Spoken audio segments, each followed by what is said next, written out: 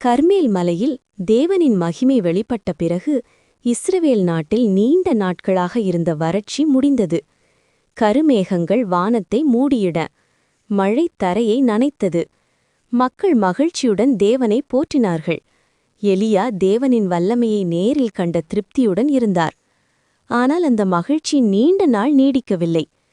அரண்மனையில் இருந்த அரசி ஏசபேல் பால் தீர்க்கதரிசிகள் அழிக்கப்பட்ட செய்தியை அறிந்ததும் கடும் கோபத்தில் கொந்தளித்தாள். நாளை இதே நேரத்தில் எலியாவின் உயிரையும் நான் எடுப்பேன் என்று அவள் சபதம் செய்தாள். இந்த செய்தி எலியாவிடம் வந்ததும் வல்லமையுடன் நின்ற அதே தீர்க்கதரிசி மனிதனாகிய தனது பலவீனத்தை உணர்ந்தார். பயம் அவரை சூழ்ந்தது. உயிரை காக்க அவர் வனாந்தரத்திற்கு ஓடினார். பல நாட்கள் பயணித்த பிறகு ஒரு தனிமையான இடத்தில் உள்ள ஒரு மரத்தடியில் ஏலியா உட்கார்ந்தார். உடல் சோர்வும் மனச்சோர்வும் அவரை முற்றிலும் ஆட்கொண்டது. அவர் வானத்தை நோக்கி கண்ணீர் மல்க, கர்த்தாவே, போதும், நான் இனி உயிரோடு இருக்க விரும்பவில்லை, என் உயிரை எடுத்துக்கொள்ளும் என்று ஜெபித்தார். எலியா தூங்கிவிட்டார். அந்த நேரத்தில் தேவன் அவரை மறக்கவில்லை. ஒரு தேவதூதர் எலியாவை மெதுவாக தொடர்ந்து எழுப்பி அருகில் வைத்திருந்த சூடான அப்பமும் நீரும் காட்டினார். எழுந்து உண்டு கொள்ளு, உனக்கு முன் நீண்ட பயணம் இருக்கிறது என்று தேவதூதர் கூறினார். எலியா உண்டார். அந்த உணவின் வலிமையால் எலியா 40 நாட்கள் 40 இரவுகள் பயணம் செய்து தேவனின் பரிசுத்த மலை ஹோரேபுக்கு வந்தார். எலியா, நீ இங்கே என்ன செய்கிறாய் என்று கேட்டார். எலியா தன் வேதனையை வெளிப்படுத்தினார்.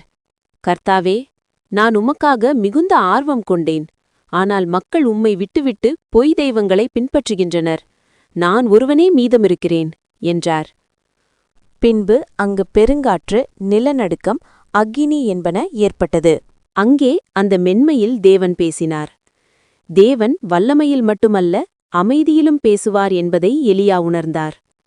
தேவன் எலியாவுக்கு புதிய பணிகளை கொடுத்து ஒரு சீடனை நியமிக்கச் சொன்னார்.